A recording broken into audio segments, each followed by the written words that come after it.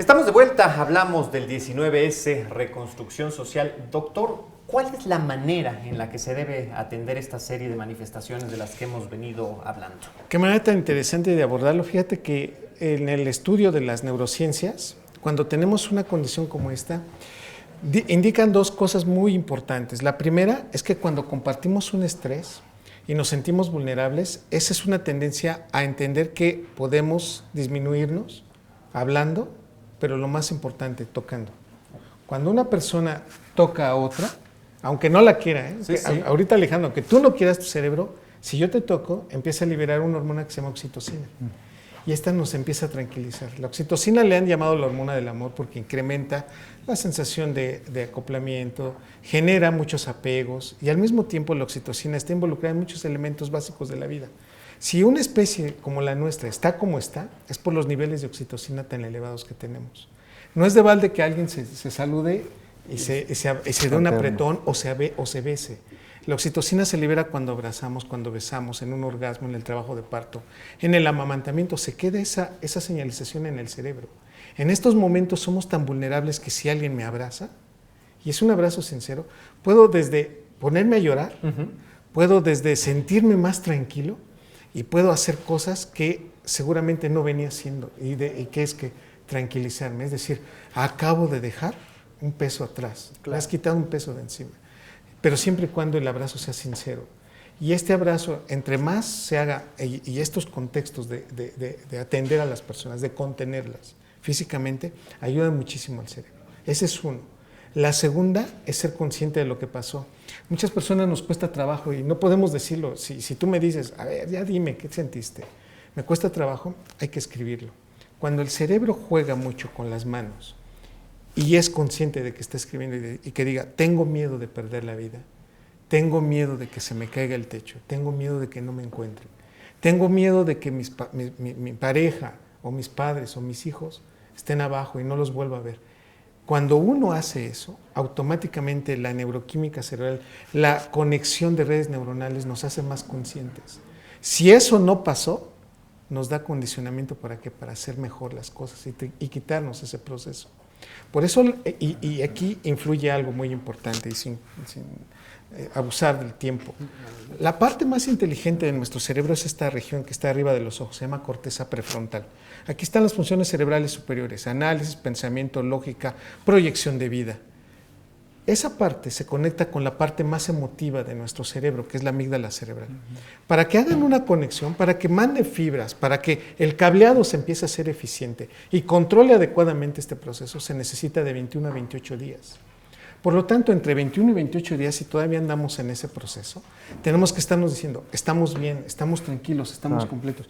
Si se cayó la casa o se va a caer, es una pérdida muy grande, pero estamos aquí, vamos a remediarlo. Ese contexto de salir y ser solidarios nos ha ayudado muchísimo. Hoy no cabe la menor duda que nos ha hecho ser mejores ciudadanos y mejores personas al haber entendido esto y saber que este proceso se tiene que hacer en forma cotidiana. Y además, esta es muy importante lo que dice, doctor, porque si además es este periodo del tiempo, estamos justamente entrando a ese reto. Así es. Sí, como bien decías, dentro de una semana se va a cumplir el mes. ¿El mes? Sí. ¿No? Pero también, aunado a lo que acaban de comentar, hay otro reto. O sea, además de toda esta parte pues, que es individual, tal vez de síntomas, si no siento síntomas, etcétera, ahí viene el otro reto, que es el reto social de lo que hablaba Eduardo, ¿no? Ya estuvimos en la parte de abrazarnos socialmente, llevamos alguna ayuda a cierto punto, ¿no? Fuimos a rescatar, etcétera, y de alguna manera la sociedad, fíjate qué curioso fenómeno, después del desastre, la sociedad, vamos a decir, se suavizó, ¿no? En las esquinas te daban el paso. Hasta en el metro. ¿no? En el metro te despedías. Lo que nunca se veía en esa primera semana era impresionante. Los gestos de generosidad, de amabilidad. Y el reto, el reto de ahora es eso que pasó, cómo socialmente, cómo lo vamos a mantener. Porque yo creo que no tenemos que esperar 32 años para que vuelva a ocurrir algo y otra vez abrazarnos. Ese es un reto muy importante y a nivel sociedad que sí tenemos que preguntarnos todos los días, porque hace ratito le platicaba a alguien, el día de hoy, después de estas semanas, a mí ya me ocurrió un evento en el metro, ¿no? Pedí permiso y las personas ya venían un poco ya más mal encaradas, digo, no todas, ¿no? Pero sí, ya me tocó, dije, híjole, vamos a regresar, vamos a permitir, socialmente permitir que regresemos a este punto, porque lo que pasó hace unos días socialmente fue muy acogedor. Nos acogimos entre todos. Yo creo que ese es un reto importante a nivel sociedad. Ahora, cuando no es suficiente, doctor, quizás esta reunión familiar para platicarlo en la cena, quizás en un momento de encuentro entre todos los miembros de la familia, un fin de semana en donde se platiquen, donde se den estos abrazos, quizás entre amigos o entre los compañeros de trabajo, si eso no es suficiente, hay forzosamente que recurrir a un especialista. ¿Y cuáles son estos focos de atención? Totalmente. Cuando ya cambia la particularidad de la vida, cuando estoy dedicando más del 30% de mi día a pensar que si no viene un sismo, que si me empiezo a aislar, que si empiezo a llorar con mucha facilidad, si hablar con alguien ya no me quita la atención, si no estoy durmiendo bien, si estoy comiendo mal, si estoy solamente analizando por dónde me puedo salir, y no quiero regresar al trabajo, no quiero regresar a la escuela. Si mi familia cada vez me resulta más caótico. Hay un proceso muy general. Los varones, en lo general, sin llegar a un determinismo, los varones lo que hacemos, particularmente cuando estamos en esta situación, somos muy agresivos. Entonces es, oye, pásame la taza. Pues pasa tú, ¿no? ¿Por qué no te paras y la... Oye, tranquilo, yo lo hago, pero ya no te enojes. Esa situación de que por momentos nos quedamos en una condición de que puede ser riesgosa y genera violencia, entonces el individuo está cayendo en este proceso. Aislamiento, enojo y a la vez generación de ansiedad. Una mujer, por el contrario, en lo general, de nuevo, no hay determinismos. ¿Qué hace? Se pone a llorar, está constantemente llorando, está acordándose y pareciera que todo es un mensaje negativo. Cuando sucede todo esto y lo vamos sumando, nos damos cuenta que sí es necesario ir con un profesional. Y este profesional de la salud debe detectar si está en un proceso de depresión, si está en un proceso de ansiedad, si está en un proceso ya de psicopatología, hay que empezar a tratarlo.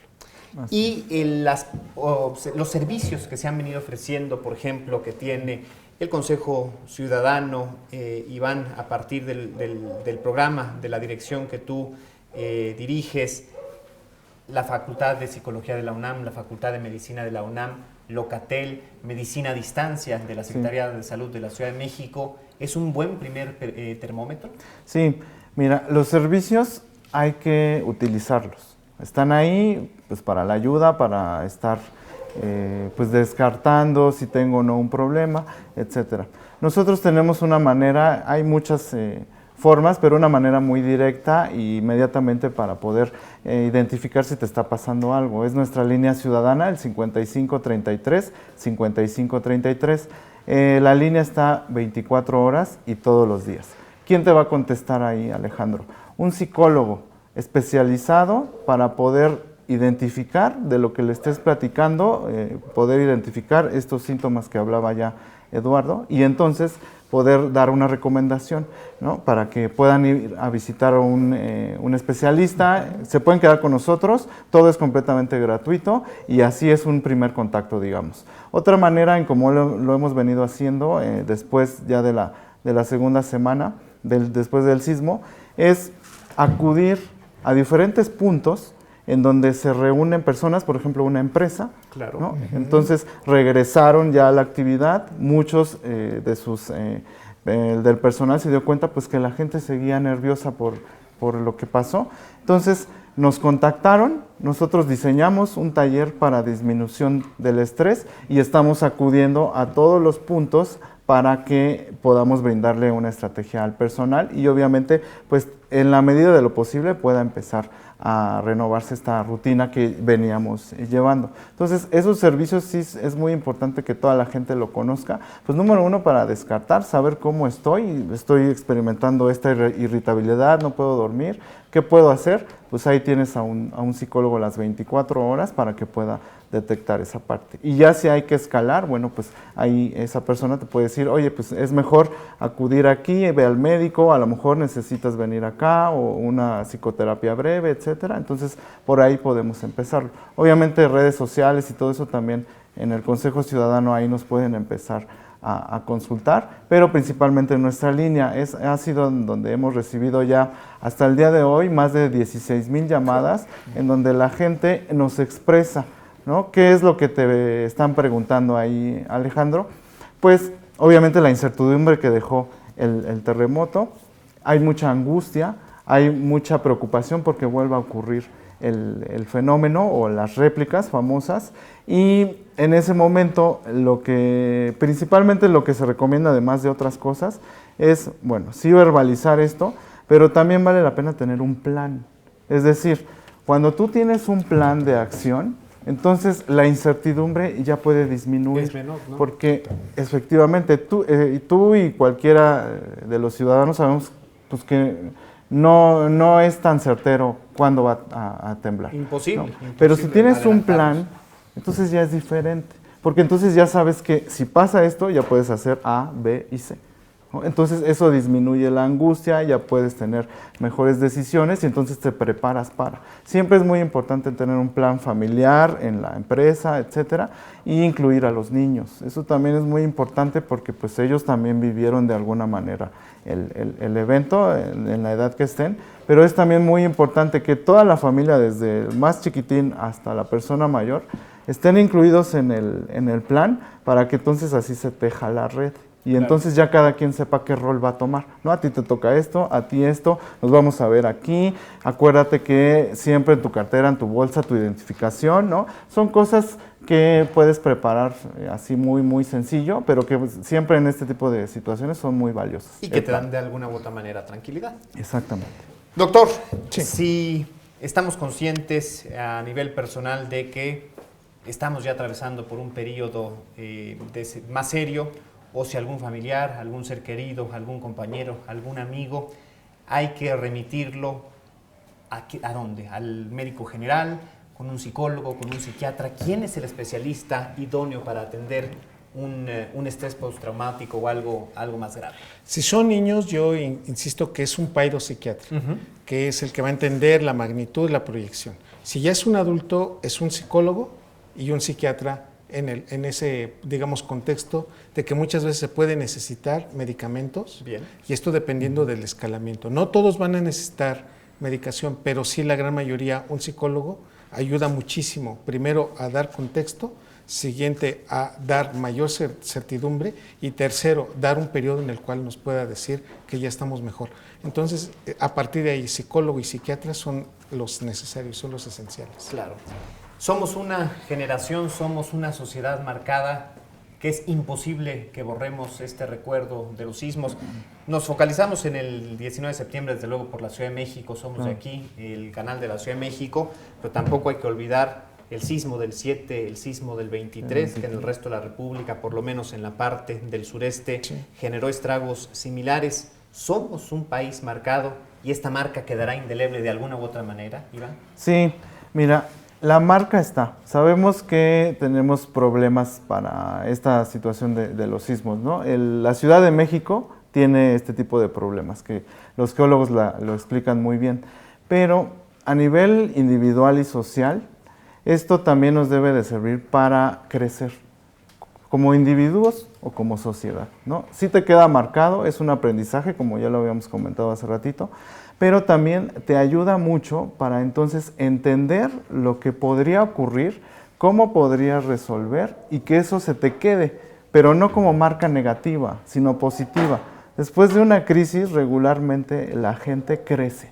Claro. Eso es muy valioso porque tienes un problema, empezaste a ver cómo lo solucionaste y entonces te quedas con lo mejor. Y dices, la siguiente vez que me pase esto, ya sé que puedo utilizar esto. Y si no funciona, entonces tendré que buscar otra cosa. Entonces, la marca creo que puede ser muy positiva porque podemos tomar muchas decisiones a favor para mejorar y para estar todos conscientes, pues que sí, que en algún momento va a volver a ocurrir, no sabemos cuándo, pero que podemos tener muchas ganancias, digo, no quitando lo otro de que se caigan cosas, etcétera, sino me refiero a nivel social e individual, para entonces saber que no hay que hacer para que no nos ocurran catástrofes o que se hagan más grandes, ¿no? Al menos los problemas. Entonces, eso sí lo tendríamos que aprovechar para entonces que esa marca se vuelva positiva y lo potencialicemos a algo positivo. Pues recordemos simplemente el 85,